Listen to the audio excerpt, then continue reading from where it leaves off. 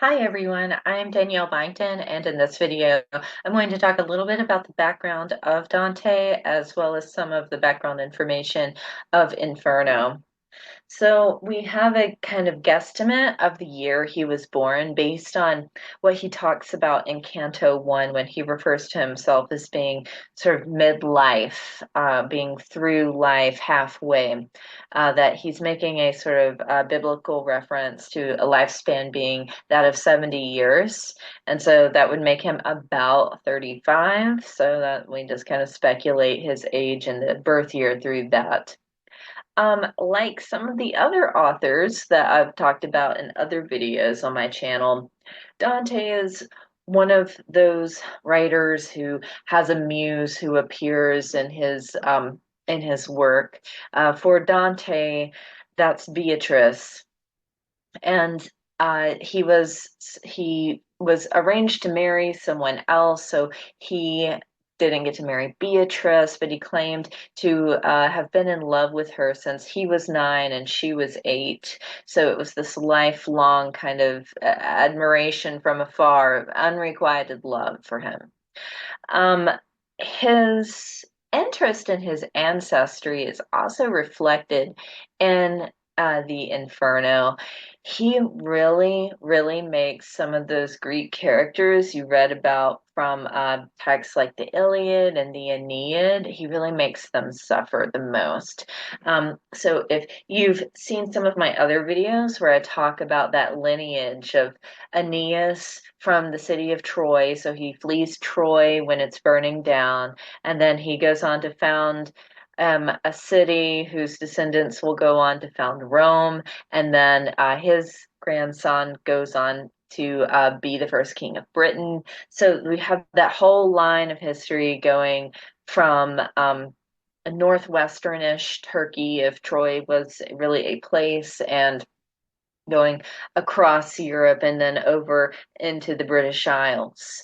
So he believed that he was part of that ancient Roman lineage connecting all the way back to Troy. Another thing that comes up in his text is it involves his politics. At the time, there was a lot of civil conflict between people who believed in the papacy, meaning like that the Pope should be in charge of the Holy Roman Empire, and then the other half of the population who believed the emperor, the king of the Holy Roman Empire, should be in charge. Because what had kind of happened was you have a figure who appoints the first pope, being the Bishop of Rome, the first pope, and then that pope then crowns that person king. And so it's like you have this circular thing of, well, wait, who's actually in power? And so the people fight about this for a long time. Dante's family was on the side of believing in the papacy, and he was actually exiled for it. And so some of his political beliefs are also written about throughout Inferno. So he makes them suffer about as much as the Greeks. Now, some of the text background information. Now, if you're a student in my class, I'm usually just assigning Inferno, generally in a sort of survey literature class. That would be the only one that you would read, and probably only certain cantos. But it is part of three pieces that make up a whole called the Divine Comedy. Dante originally just called it the comedy, but then another famous Italian author, Boccaccio, um, kind of is the one who coined it, the Divine Comedy.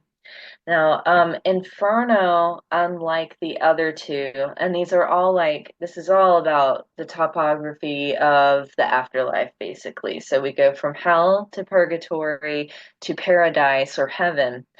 Inferno has 34 cantos as opposed to the other two, which only have 33. And you can kind of see that is because Inferno's first canto is almost like a prologue, so it has that one extra one.